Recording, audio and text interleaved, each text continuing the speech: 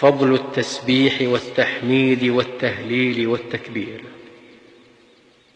قال صلى الله عليه وسلم: من قال سبحان الله وبحمده في يوم 100 مرة حطت خطاياه ولو كانت مثل زبد البحر. وقال صلى الله عليه وسلم: من قال لا إله إلا الله وحده لا شريك له، له الملك وله الحمد وهو على كل شيء قدير 10 مرار، كان كمن أعتق 4 أنفس من ولد إسماعيل. وقال صلى الله عليه وسلم: كلمتان خفيفتان على اللسان ثقيلتان في الميزان حبيبتان إلى الرحمن، سبحان الله وبحمده سبحان الله العظيم. وقال صلى الله عليه وسلم: لأن أقول سبحان الله والحمد لله ولا إله إلا الله والله أكبر أحب إلي مما طلعت عليه الشمس. وقال صلى الله عليه وسلم: أيعجز أحدكم أن يكسب كل يوم 1000 حسنة؟ فسأله سائل من جلسائه: كيف يكسب أحدنا 1000 حسنة؟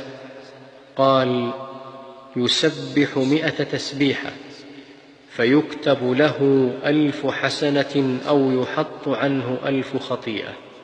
وقال صلى الله عليه وسلم: من قال سبحان الله العظيم وبحمده غرست له نخلة في الجنة.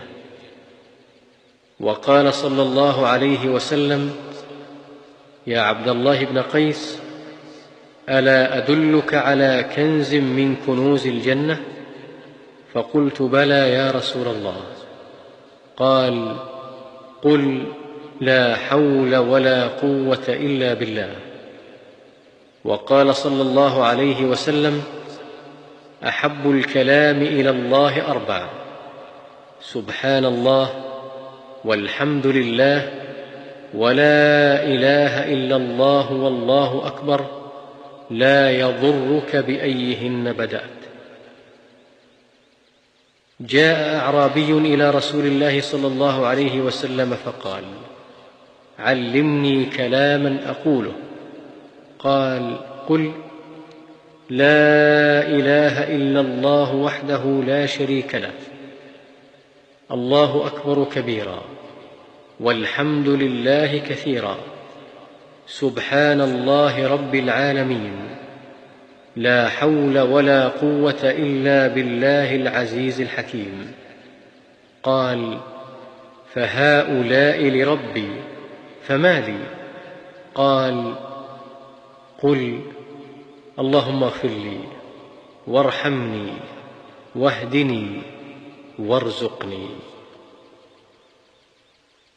كان الرجل إذا أسلم علمه النبي صلى الله عليه وسلم الصلاة، ثم أمره أن يدعو بهؤلاء الكلمات: اللهم اغفر لي وارحمني واهدني وعافني وارزقني. إن أفضل الدعاء الحمد لله، وأفضل الذكر لا إله إلا الله. الباقيات الصالحات سبحان الله والحمد لله ولا إله إلا الله والله أكبر ولا حول ولا قوة إلا بالله.